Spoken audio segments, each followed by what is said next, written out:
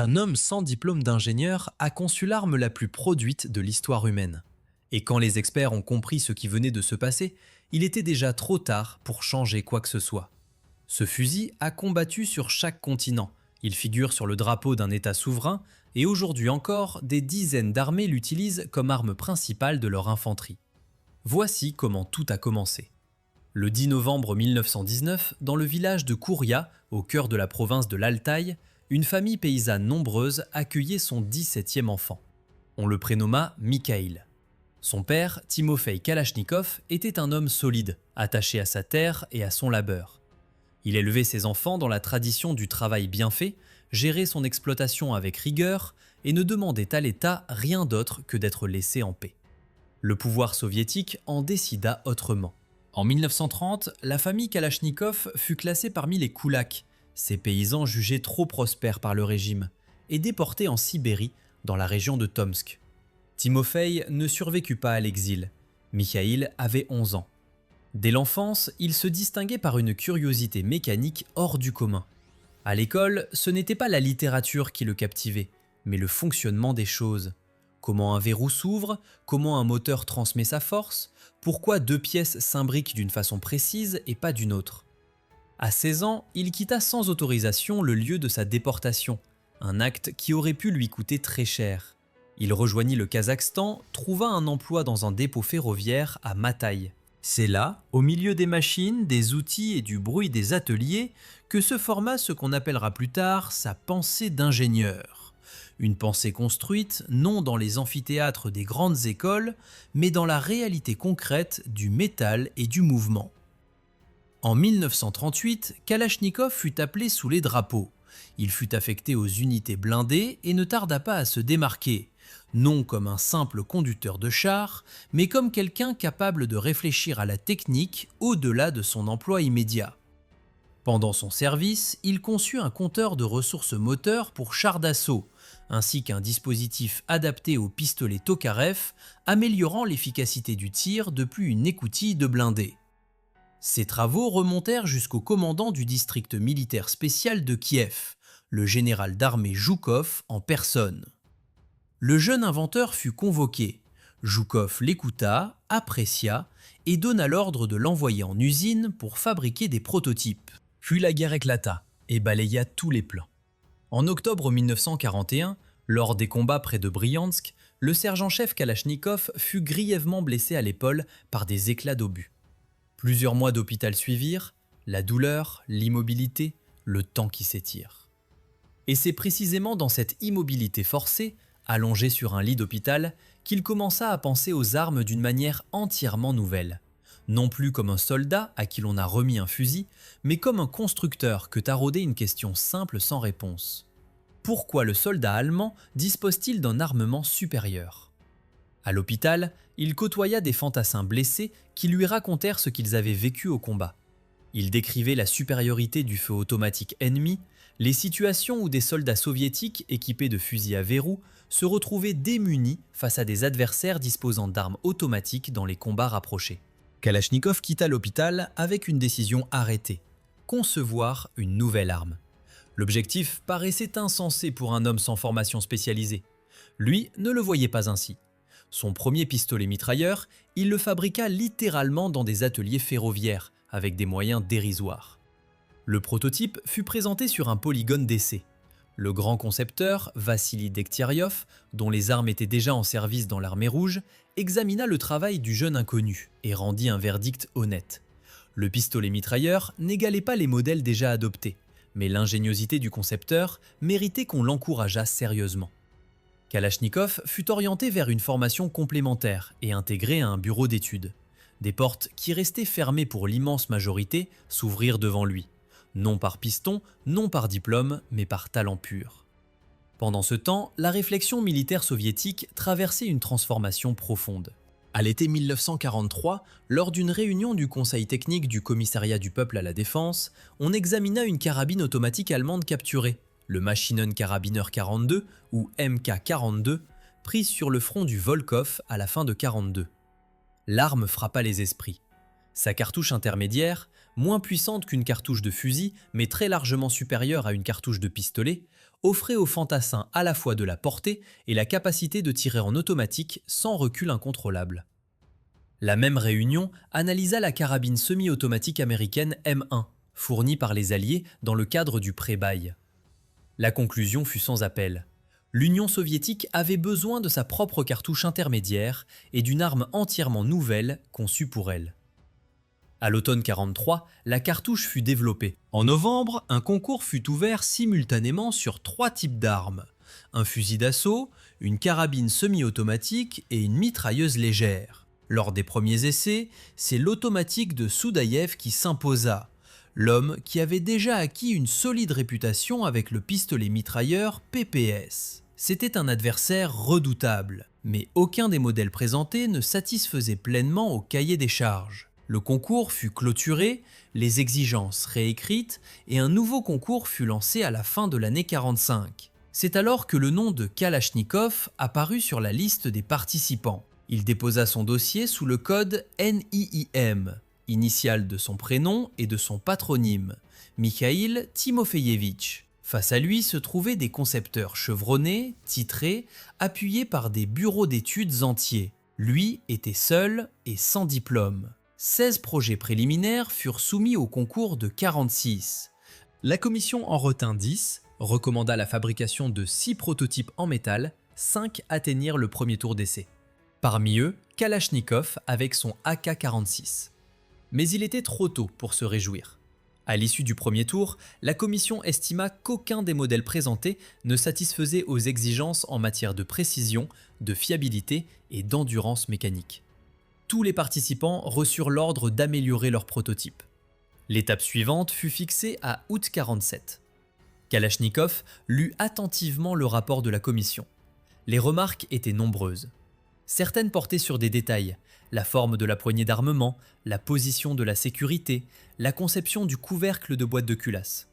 D'autres étaient fondamentales et ne pouvaient pas être corrigées par de simples retouches. C'est à ce moment précis que Kalachnikov et son collaborateur Alexandre Zaïtsev prirent une décision formellement interdite par le règlement du concours. Ils décidèrent de ne pas améliorer l'arme. Ils décidèrent de la reconstruire entièrement, en secret, sans en informer leur hiérarchie. Ils travaillèrent vite, sans droit à l'erreur. Le délai avant la prochaine étape était compté. Les règles du concours n'autorisaient que des modifications sur le prototype déjà déposé. Créer une arme fondamentalement nouvelle sous couvert d'amélioration constituait une violation grave du règlement. Si cela avait été découvert prématurément, la disqualification aurait été immédiate. Kalachnikov prit le risque.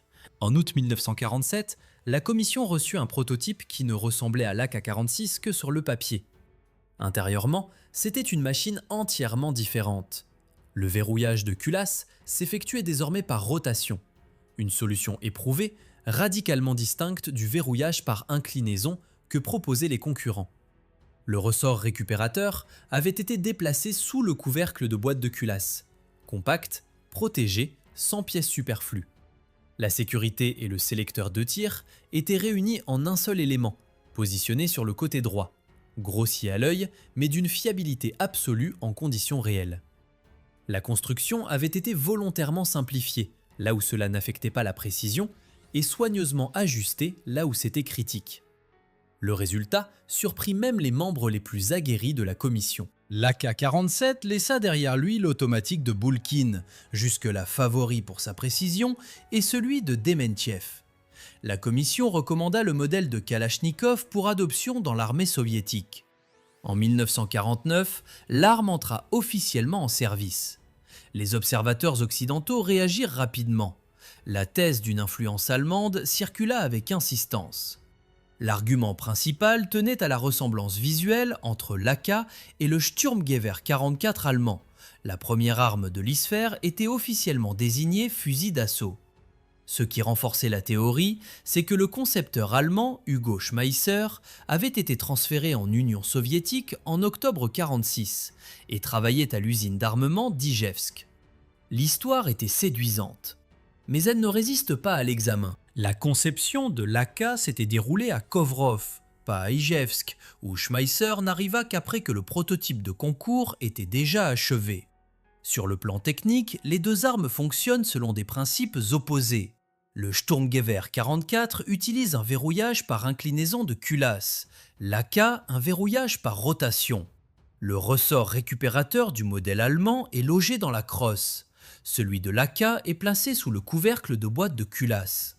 Les mécanismes de détente n'ont rien en commun. Le chargeur du Sturmgewehr 44 nécessitait un gant résistant à la chaleur lors de l'approvisionnement. Rien de tel sur l'AK. La similitude des silhouettes s'explique par une logique simple. Les deux armes furent conçues pour des cartouches intermédiaires aux caractéristiques balistiques voisines, et les lois de l'ergonomie et de la physique sont identiques pour tous les concepteurs, quelle que soit leur nationalité. Il serait néanmoins inexact de prétendre que l'expérience allemande n'avait eu aucune influence sur les ingénieurs soviétiques.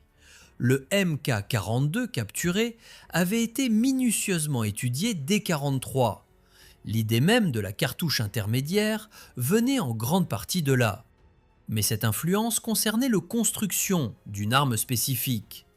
L'AK-47 fut produit en deux versions principales. La première, avec crosse fixe en bois, destinée à l'infanterie. La seconde, désignée AKS, avec crosse métallique repliable, conçue pour les parachutistes et les équipages de véhicules blindés. Les deux chambraient la cartouche de calibre 7,62 sur 39 mm. La masse de l'arme chargée avec crosse fixe atteignait 4 kg 700 g environ. Le chargeur contenait 30 cartouches. La cadence de tir s'établissait à 600 coups par minute. La vitesse initiale de la balle était de 710 mètres par seconde. La portée pratique atteignait 800 mètres. La production en série fut lancée à Ijevsk. Kalachnikov lui-même y fut détaché pour superviser la mise en fabrication et affiner la construction au fil des premières séries. Les critiques ne manquèrent pas. La principale portait sur la précision en tir automatique. Elle n'atteignait pas le niveau idéal. Mais les militaires décidèrent de ne pas bloquer la production pour régler ce défaut. Les travaux d'amélioration seraient conduits en parallèle avec la fabrication en série. C'était un compromis assumé. L'armée avait besoin d'une arme fiable immédiatement, pas d'une arme parfaite à une date indéterminée. Le régime de secret qui entoura l'AK fut d'une rigueur exceptionnelle. Dans la presse ouverte, aucune photographie, aucune caractéristique technique ne fut publiée. Sur les champs de tir, les soldats ramassaient chaque douille. L'arme était transportée uniquement dans son étui, pour qu'aucune silhouette ne figure sur un cliché pris par hasard. Les services de renseignement occidentaux savaient que l'infanterie soviétique disposait d'une nouvelle arme individuelle, mais ils ne parvenaient pas à en obtenir un exemplaire. Ce fut le cinéma qui, curieusement, devança la réalité. En 1955, le film soviétique Maxime Perepelitsa sortit sur les écrans. Les spectateurs y aperçurent brièvement le nouvel automatique, sans la moindre explication, sans commentaire.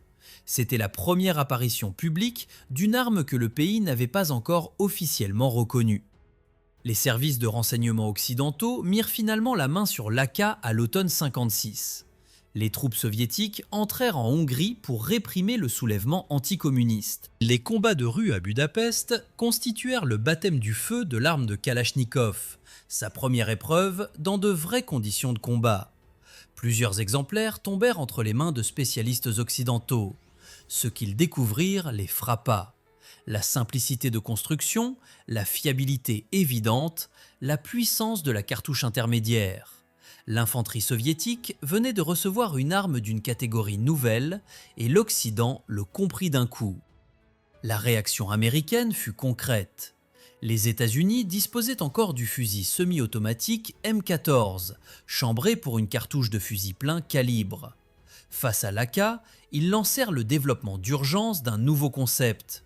Il en résulta le fusil d'assaut M16, l'arme qui allait devenir le principal rival de l'AK pour les décennies suivantes. Ce duel entre deux philosophies d'armement, nées dans les rues de Budapest, allait définir l'équipement de l'infanterie mondiale pendant un demi-siècle. En 1961, l'armée soviétique adopta un nouveau complexe d'armement.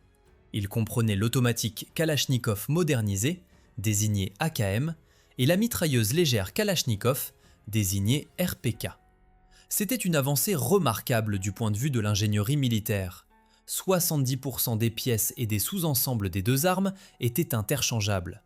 Rien de comparable n'avait été atteint jusque-là dans l'armement soviétique.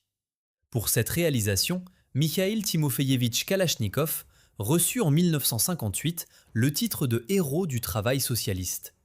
L'AKM se distinguait nettement de son prédécesseur. La masse de l'arme sans chargeur descendait à 3 kg 300 g. La portée pratique passait à 1000 mètres. La vitesse initiale de la balle atteignait 715 mètres par seconde. Un compensateur de bouche apparaissait à l'extrémité du canon, réduisant le déport du canon sous l'effet de la détente lors du tir automatique. La précision en rafale augmentait d'1,5 fois à 2 fois par rapport à la première version. L'arme était produite en 2 configurations, crosse fixe en bois pour l'infanterie, crosse métallique repliable pour les parachutistes et les équipages de blindés, cette dernière portant la désignation AKEMS.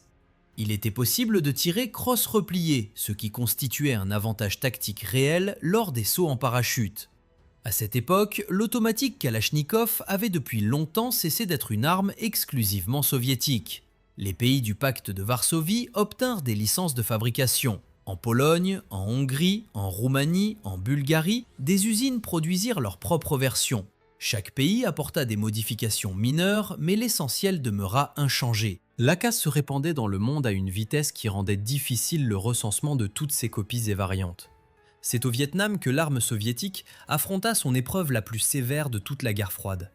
Pas sur un polygone, pas dans un exercice, dans la jungle, en saison des pluies, dans des conditions où les armes s'enfonçaient dans la boue, rouillaient sous l'humidité et tombaient en panne au pire moment. L'Union soviétique fournissait des automatiques et Kalachnikov aux forces du Vietnam du Nord et aux guerriers roses du Front national de libération du Sud-Vietnam. Les États-Unis expérimentaient dans ces mêmes jungles le fusil AR-15, futur M16, chambré pour une cartouche de petit calibre de 5,56 mm. La comparaison ne tourna pas à l'avantage de l'arme américaine. L'AR-15 offrait une meilleure précision et une trajectoire plus tendue, mais dans les conditions de la jungle vietnamienne, elle se montrait si capricieuse que les soldats perdaient confiance en elle. Les automatiques Kalachnikov que portaient leurs adversaires fonctionnaient correctement dans toutes les situations, et les fantassins américains le constataient de leurs propres yeux, ramassant les armes capturées et les préférant parfois à la leur. Plusieurs exemplaires d'AKM furent acheminés par les services de renseignement américains vers des laboratoires d'analyse, dans le cadre d'un échange tacite d'informations militaro-techniques qui se déroulait en parallèle des combats. Mais le renseignement soviétique travaillait dans les deux sens. Plusieurs AR-15 parvinrent entre les mains de spécialistes soviétiques et furent minutieusement analysés. La conclusion fut d'une gravité inattendue. En précision de tir automatique et en portée de trajectoire tendue, le fusil américain surpassait l'AKM. La balle de petit calibre volait plus vite, plus tendue, avec plus de précision. Cela signifiait que l'infanterie soviétique, dans un affrontement hypothétique contre un adversaire armé du M16, se trouvait désavantagée aux distances moyennes. Une seule conclusion s'imposait, il fallait une nouvelle cartouche. En 1967, un concours fut lancé pour la création d'un automatique et d'une mitrailleuse légère chambrée pour une cartouche de petit calibre de 5,45 mm. Sur la dizaine de modèles présentés, 2 seulement furent admis aux essais en unité. Les concepteurs d'Ijevsk présentèrent un automatique dérivé de la plateforme AKM désigné A3. Le bureau d'études de Kovrov proposa le modèle SA006 à automatisme équilibré, supérieur aux concurrents en précision. La préférence fut néanmoins accordée au modèle d'Ijevsk. En 1974, il fut adopté sous la désignation AK-74. La nouvelle cartouche changea profondément les données tactiques. La balle de calibre 5,45 était plus légère de 6 grammes par rapport à l'ancienne 7,62. Pour un poids de dotation identique, un soldat pouvait emporter 150 cartouches pour l'AK-74 contre 100 pour l'AK-EM. La vitesse initiale monta à 900 mètres par seconde, contre 715 pour le modèle précédent. La trajectoire devint plus tendue, les corrections de tir plus réduites, la probabilité de toucher une cible aux distances moyennes plus élevée. La masse de l'arme chargée resta proche de celle de l'AK-EM, mais les performances au combat progressèrent sensiblement. Un mythe tenace mérite d'être examiné de près. Pendant des années, soldats et amateurs d'armes répétèrent que la balle de 5,45 déviait violemment de sa trajectoire en traversant des buissons épais ou du feuillage dense. Des essais comparatifs entre l'AKM et l'AK-74, conduits avec un rideau de végétation dense à 100 mètres de distance, établirent une réalité plus nuancée. L'écart de dispersion de l'AKM avant l'obstacle atteignait 17 cm, après l'obstacle, 18 cm et demi. Celui de l'AK-74 était de 15 cm et demi avant et de 28 cm après.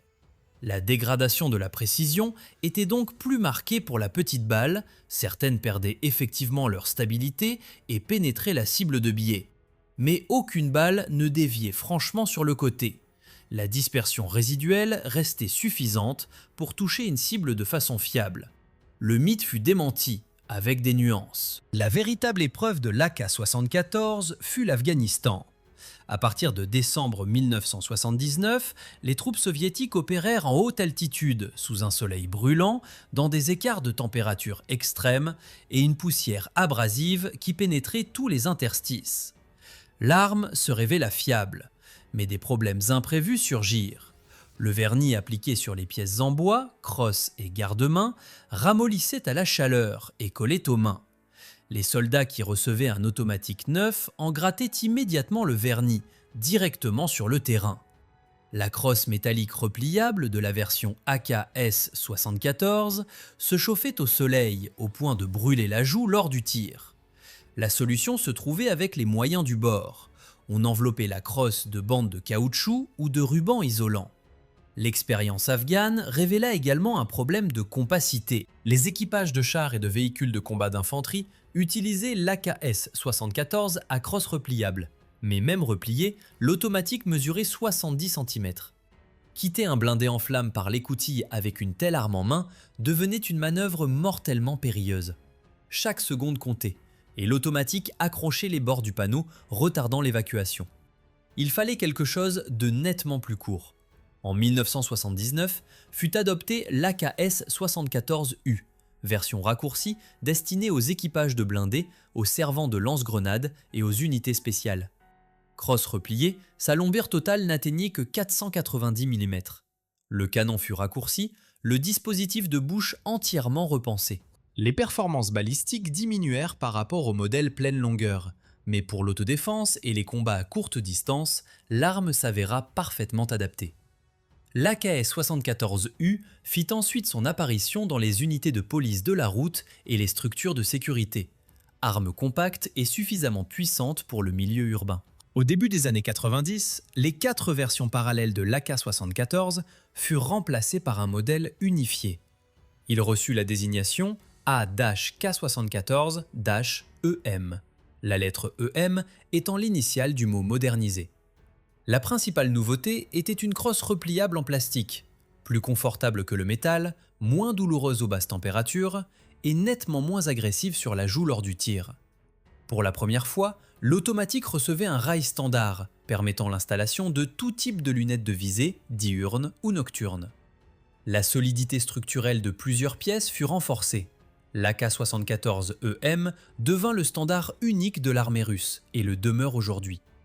Mais pendant que l'armée recevait cette automatique modernisée, les concepteurs soviétiques travaillaient déjà sur une étape suivante. La question de la précision restait ouverte, c'était le seul point faible persistant de la famille Kalachnikov depuis l'adoption du premier modèle en 1949. Dans les années 80, une opération de recherche et développement fut lancée en Union soviétique sous le nom de code Abakan. L'objectif était ambitieux, concevoir un automatique surpassant l'AK-74 en précision de tir automatique, non pas de quelques pourcents, mais dans des proportions radicalement supérieures.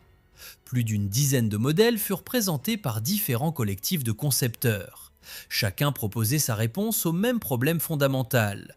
Comment maintenir l'arme dans l'axe de visée pendant le tir automatique, quand le recul, le mouvement du groupe culasse et les gaz propulsifs poussent simultanément le canon dans des directions opposées. Les ingénieurs empruntèrent des chemins très différents.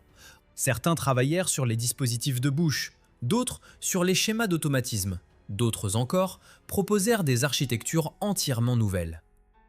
Le vainqueur du concours Abakan fut l'automatique du concepteur Gennady Nikonov. En 1997, il fut officiellement adopté par l'armée russe sous la désignation AEN 94. Cette arme utilisait un schéma d'automatisme radicalement non conventionnel. En tir par rafale courte de 2 coups, l'AEN 94 tirait ses 2 premières balles avant même que le groupe culasse n'ait achevé son cycle de recul complet. Autrement dit, les 2 projectiles quittaient l'arme avant que le tireur ne perçoive le moindre recul. La cadence de tir dans ce mode atteignait 1800 coups par minute, un record pour un automatique de série. Les coups suivants, en tir continu, s'enchaînaient ensuite à la cadence normale de 600 coups par minute. Un frein de bouche de type fermé absorbait en complément le déport résiduel du canon. Résultat, la précision de tir automatique de l'AE1 94 surpassait celle de l'AK-74 de plusieurs fois, et la probabilité de toucher une cible augmentait d'1,5 fois. Les concepteurs de Kovrov développèrent en parallèle leur propre réponse au problème de la précision. Dans l'automatique AEK 971, ils appliquèrent un schéma à automatisme équilibré. Le principe reposait sur le partage du système mobile en 2 masses approximativement égales, se déplaçant en sens inverse à vitesse identique et s'arrêtant simultanément en position extrême. Les impulsions générées par leur mouvement s'annulaient mutuellement et seul le recul de la cartouche était transmis à la carcasse de l'arme, nettement inférieur aux vibrations cumulées d'un automatisme conventionnel. Maintenir l'arme dans l'axe lors du tir automatique devenait sensiblement plus aisé. En précision, l'AEK 971 surpassait également l'AK-74, sans toutefois atteindre les valeurs limites de l'AN 94. Les 2 modèles étaient techniquement remarquables. Tous 2 surpassaient l'AK-74EM sur le critère contesté depuis des décennies. Pourtant, l'armée revint sans cesse au Kalachnikov. La raison n'était ni le conservatisme des militaires, ni le poids administratif de l'usine d'Ijevsk. La raison était économique et logistique. À ce stade, les automatiques de la famille AK étaient en service dans des dizaines de pays, fabriquées dans de nombreuses usines, soutenues par des milliards de cartouches stockées, des méthodes d'instruction éprouvées, des pièces détachées disponibles partout et un réseau de maintenance rodé sur des décennies. Rééquiper l'armée sur un modèle fondamentalement différent aurait exigé des moyens colossaux, et cela dans les années 90, quand l'industrie de défense russe traversait une crise profonde. C'est précisément à cette époque que les contradictions autour du nom de Kalachnikov éclatèrent au grand jour. En quelques années, le concepteur vit sa situation personnelle révélée publiquement sous un angle qu'il n'avait jamais choisi. Des décennies de production mondiale, sous licence et en copie franche, avaient généré des revenus considérables pour des États, des entreprises, des intermédiaires. Kalachnikov, lui, n'avait perçu aucun droit d'auteur. La législation soviétique n'accordait pas de droits patrimoniaux sur les développements militaires. Le concepteur, dont l'arme s'était répandue sur la planète à raison d'un total estimé entre 70 et 100 millions d'exemplaires, n'avait légalement aucun droit sur cette production. Il en parla publiquement à plusieurs reprises, sans amertume forcée, mais avec une fatigue évidente. Le pays auquel il avait tout donné n'existait plus. L'usine d'Ijevsk traversait des années difficiles. Les titres et décorations, plus nombreux que chez la plupart de ses contemporains, n'effaçaient pas le sentiment que le système l'avait traité injustement. Ces mots, dans les entretiens de cette période, avaient le ton particulier de quelqu'un qui comprend exactement ce qui s'est passé, mais sait qu'il ne peut rien y changer. À la fin du XXe siècle, la famille Kalachnikov s'élargit avec les automatiques de la série dite des centaines. La base était l'AK-74E, déclinée en variantes chambrées pour différentes cartouches. Le 7,62 sur 39 mm russe, le 5,45 et la cartouche de l'OTAN de 5,56 sur 45 mm. Cette dernière décision répondait à des impératifs d'exportation. Les pays ayant adopté le standard de l'OTAN pouvaient désormais utiliser la plateforme Kalachnikov avec leurs propres munitions. C'était une concession commerciale remarquable, l'arme symbole du bloc soviétique, chambrée pour la cartouche de l'Alliance Atlantique. La réputation de l'AK dans le monde n'avait pas attendu ces décisions commerciales pour se construire. Partout où des soldats recevaient cette arme, dans des conditions climatiques opposées, avec des niveaux de formation très variables, ils découvraient la même réalité. L'automatique fonctionnait. Après une chute dans la boue, il fonctionnait. Après des heures sous la pluie, il fonctionnait. Dans le désert où le sable obstruait le moindre interstice des autres armes, il fonctionnait. Par grand froid, quand la lubrification épaississait et bloquait les mécanismes d'autres modèles, il fonctionnait encore. Le secret résidait dans les jeux fonctionnels, volontairement augmentés par rapport aux armes plus précises et plus exigeantes. Ce choix réduisait la précision en tir coup par coup, mais conférait à l'arme une fiabilité tout temps qui, sur le terrain réel, valait plus que la précision sur polygone. La boue, le sable et l'eau traversaient le mécanisme sans en perturber le fonctionnement. Le démontage partiel prenait moins d'1 minute et s'effectuait en une série de gestes immédiatement compris par n'importe quel soldat, quelle que soit sa formation. Dans des dizaines de pays où les combattants n'avaient ni bagage technique ni instructions prolongées, l'arme s'apprenait en quelques jours. Cette simplicité n'était pas un défaut de conception, c'était l'avantage le plus décisif que Kalachnikov ait jamais intégré dans son travail. Les guerres de l'ex-Yougoslavie dans les années 90 constituèrent le dernier grand test du XXe siècle pour la famille Kalachnikov et le plus révélateur sur le plan humain. Dans les villes et les villages des Balkans, les deux camps tiraient avec des automatiques Kalachnikov. Serbes, Croates, Bosniaques, tous utilisaient des variantes de la même arme fabriquées dans les usines yougoslaves sous licence soviétique pendant des décennies. L'arme conçue dans un pays qui n'existait plus se retrouvait au cœur d'une guerre dans un autre pays qui venait de disparaître. C'était une ironie que son créateur ne cherchait pas à commenter publiquement, mais qu'il ne pouvait pas ignorer. Mikhail Timofeyevitch Kalachnikov traversa les années 90 avec une dignité silencieuse qui contrastait avec le chaos ambiant. L'usine d'Ijevsk, où il avait passé l'essentiel de sa vie professionnelle, cherchait à survivre dans une économie effondrée. Les commandes militaires avaient chuté, une partie de la production fut reconvertie vers des armes civiles et des outils. Le nom Kalachnikov, qui avait été protégé par le secret d'État pendant 40 ans, devint soudainement une marque commerciale que tout le monde voulait exploiter, sauf le principal intéressé, qui n'en tirait toujours aucun revenu. La question des droits d'auteur empoisonnait désormais les discussions publiques autour de son héritage. Des usines en Égypte, en Chine, en Bulgarie, en Pologne, en Roumanie, en Allemagne de l'Est et dans une douzaine d'autres pays avaient produit des dizaines de millions d'exemplaires sous licence ou en copie directe. D'autres fabricants, sans licence d'aucune sorte, avaient reproduit la conception à l'identique dans des pays où aucun accord ne les en empêchait. Le total mondial de production était estimé entre 70 et 100 millions d'unités, un chiffre si grand qu'il était devenu incontrôlable. Pas un rouble, pas un franc, pas un dollar ne lui avait jamais été versé de l'ensemble de cette production planétaire. Il évoquait cette réalité avec une résignation que certains prenaient pour de la sérénité et que d'autres reconnaissaient comme celle d'un homme qui avait compris depuis longtemps qu'il ne pouvait pas changer ce qui avait été fait.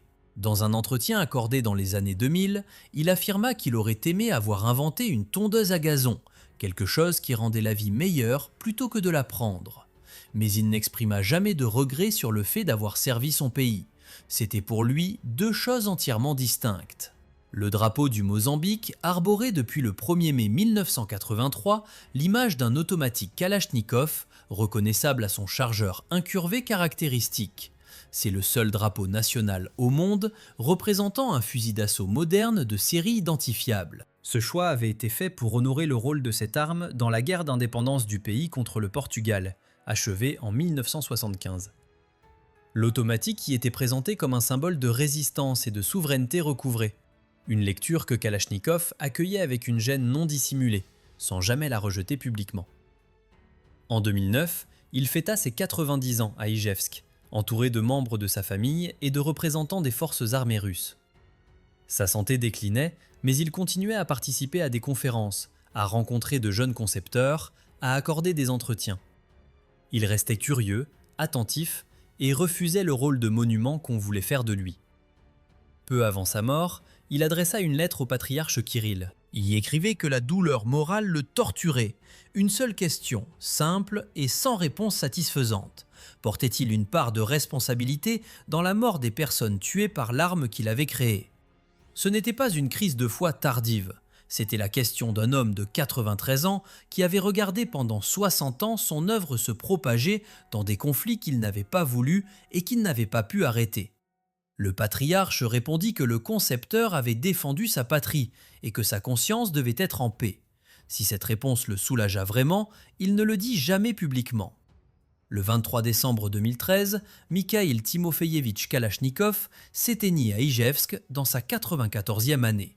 Il fut inhumé avec les honneurs militaires au cimetière fédéral de Panteleïmonov à Moscou, où il repose aujourd'hui. Sur sa tombe, une sculpture en bronze représente un homme tenant dans ses mains, non pas une arme, mais un livre ouvert. Son automatique, lui, continuait de fonctionner partout où on le déposait. En Irak, après l'invasion américaine de 2003, les forces de la coalition récupérèrent des entrepôts entiers d'AKM irakiens, certains datant des années 70, parfaitement opérationnels après des décennies de stockage. Des soldats américains, dont les M16 tombaient en panne dans la poussière de Falloujah et de Ramadi, prélevèrent des automatiques Kalachnikov sur les dépôts capturés et les utilisèrent en opération. C'était la répétition exacte de ce qui s'était passé au Vietnam 40 ans plus tôt. Les soldats d'un camp préférant l'arme de l'adversaire à la leur dans les conditions les plus dures. En Syrie, à partir de 2011, toutes les parties au conflit utilisaient des variantes de la même plateforme. Des AKM soviétiques des années 70 côtoyaient des copies chinoises des années 80, des versions bulgares, des fabrications artisanales locales reprenant la même architecture. L'arme était si répandue que les experts en armement de terrain ne tentaient même plus d'en dresser l'inventaire exhaustif. Elle avait atteint un degré de prolifération que nul système d'armement n'avait jamais connu dans l'histoire militaire moderne. La dernière illustration en date de la longévité de cette plateforme se produisit en 2022 lors du conflit en Ukraine. Les deux armées engagées utilisaient des dérivés directs de la conception de Kalachnikov.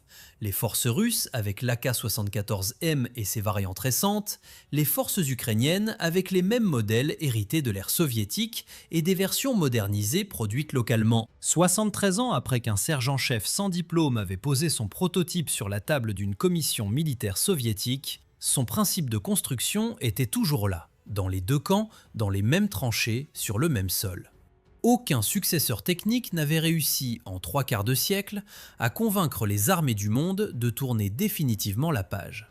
Si cette histoire vous a intéressé, laissez un commentaire, mettez un pouce en l'air et abonnez-vous à l'Arsenal de l'Histoire. Chaque semaine, une nouvelle arme, une nouvelle époque, une nouvelle histoire qui mérite d'être connue.